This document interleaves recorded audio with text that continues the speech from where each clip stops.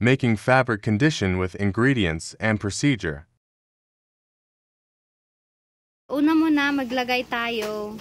Kasi yung isang kit nitong itong ingredients na to is 25 liters na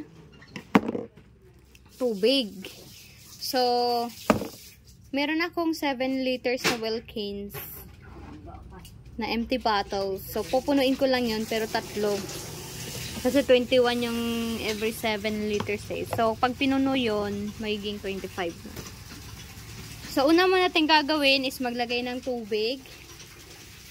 Mga 25 liters po. So, bawal kung sumobra kasi malabnaw siya.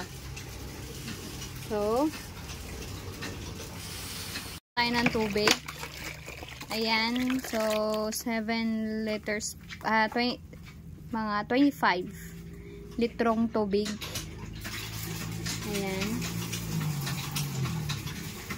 Sa dishwashing liquid naman, ito yung ingredients natin. Ayan.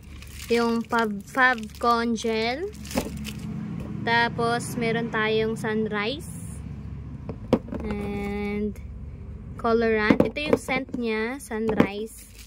Tapos, meron tayong anti-foam, preservatives, EDTA, and antibac. So, yan lang yung po, yung ingredients for kung gusto natin gumawa ng mga fab conditioner po.